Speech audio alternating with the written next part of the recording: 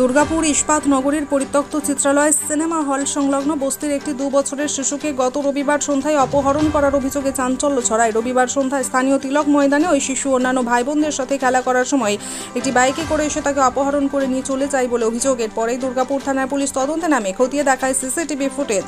এই ঘটনায় পুলিশের কপালে চিন্তার ভাঁজ পড়েছিল, কিন্তু ঘটনার 48 ঘন্টার মধ্যেই সেই তিলক ময়দানে পাওয়া গেল ওই শিশুকে। অজ্ঞাত অবস্থায় পাওয়া যায় ওই শিশুকে। এরপর বিজন ফাঁড়ির পুলিশ ওই শিশুকে নিয়ে যায় ফাঁড়িতে। তড়িঘড়ি ঘটনাস্থলে আসেন আসানসোল দুর্গাপুর পুলিশ কমিশনারেটের ডিসিপি পূর্ব অভিষেক গুপ্তা, এসিপি দুর্গাপুর সুবীর রায়। খবর পেয়ে ঘটনাস্থলে যান পাণ্ডবেশ্বরের বিধায়ক তথা তৃণমূল কংগ্রেসের পশ্চিম বর্ধমান জেলার সভাপতি নরেন্দ্রনাথ চক্রবর্তী। ওই শিশুটির পরিবারের সাথে কথা বলেন নরেন্দ্রনাথ চক্রবর্তী। পুলিশের ভূমিকার প্রশংসা করতে শোনা যায় শিশুর পরিবারের লোকেদের, কিন্তু কে বা কারা কী উদ্দেশ্যে ওই শিশুটিকে কোথায় নিয়ে গিয়েছিল তা এখনও স্পষ্ট হয়নি পুলিশের কাছে। তবে পুলিশ সূত্রে জানানো হয়েছে তদন্তের যে গতি চলছে তেমনভাবেই চলবে। দোষীদের দ্রুত চিহ্নিত করে আইনানুগ শাস্তি দেওয়া হবে। স্যার, এত দূর থেকে তো বড় গাড়ি না, ছোট গাড়ি তো জানা যায়।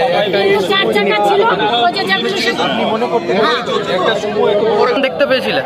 ওই তো বাচ্চাটাকে নিয়ে আসার মানে ওরা বাচ্চাটাকে নামিয়েছে, তখনই সাথে সাথে নিয়ে আসলো। ওইটুকু টাইম 10 মিনিট আগে। কি গাড়িতে করে এসেছিল? সাদা গাড়ি, 4 চাকা। 4 চাকা। কখন নিয়ে এসেছিল? মানে বাচ্চাটাকে যখন সবাই নিয়ে আসলো তার 10 মিনিট আগে নামিয়ে গেল। কোন জায়গাটাতে নামিয়েছিল? ওই গোলাইটাতে, ওখানটাতে নামলো। ঝোপ যেখানটা অন্ধকার, মানে মাঠের ভেতরে না, মাঠের বাইরে। মাঠের বাইরে দিয়ে গাড়িটা নামিয়ে কোন দিকে চলে গেল? দিয়ে ওখান দিয়ে সোজা গাড়িটা বোধহয় বেরিয়ে গেল। তখন বাচ্চা করে সবাই কান্নাকাটি করছিল, তো আমরাও চলে গেলাম। তখন তখন করে দেখলাম না গাড়িটা কোন সাইডে বেরোলো, কিন্তু ঢুকতে গাড়িটাকে দেখেছি। বাচ্চাটাকে নামাতেও আমরা দেখেছি। অথচ বাচ্চার বাবাকেও আমি বললাম যে বাচ্চা বাচ্চা বাচ্চা করে আমি চিৎকার করলাম। কতজন ছিল বুঝতে পেরেছেন? গাড়িতে কতজন ছিল দেখিনি। এখানে অন্ধকার, কি করে দেখবো? যে চালাচ্ছিল সে তো নামায়নি। না না, গাড়ির পেছন গেট দিয়ে নামিয়েছিল না সামনে গেট দিয়ে?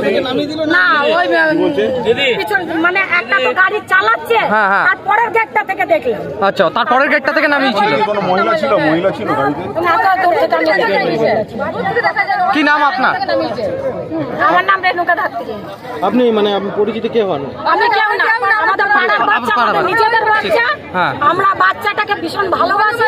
আমরা প্রত্যেকদিন আসি খোঁজ নিতে, আজকেও সেই খোঁজটা নিতেই আসছি। মানে ওই মাঠের মধ্যে যেখান থেকে নিয়ে গেছিল ওখানেই নামিয়ে দিয়ে গেছিল? আমরা এখানে নামিয়ে গেছিলাম। ঠিক। বাচ্চাটাকে নামিয়েছে, ওই যে আলো মতো বলছে না, ওইখানটা কোথায় নামিয়েছে?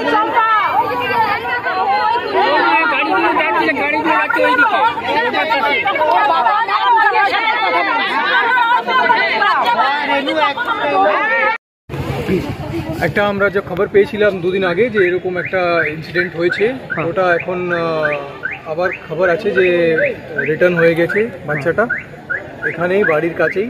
বাকি যে লিগাল ফর্মালিটি আছে সেটা আমরা করে নেব, এবং যে কে করেছিল, কি ঘটনা হয়েছিল, আমরা কিছু লিড পেয়েছি, ওটা আমরা তদন্ত জারি রাখবো, আর যে করেছে তাদেরকে আমরা ধরে নেব। স্যার, পুলিশি চাপ কতটা ছিল এই ঘটনাটাতে? ফুল ছিল, আর বাকি যে কাজ করার আছে যারা করেছে তাদেরকে ধরার জন্য সেটা আমরা 100% করে তাদেরকে শীঘ্রই ধরে নেব। স্যার, নাকা চেকিং এর জন্য এটা সম্ভব হলো? চারিদিকে নাকা চেকিং চলছিল, সেটা কীভাবে সম্ভব হলো সেটা তো বলতে পারছি না, কিন্তু আমরা আমাদের মোস্ট ভালো জিনিস এটাই আছে যে বাচ্চা সেফলি চলে এসছে। বাকি সব লিগাল ফর্মালিটি সব আমরা করে নেব।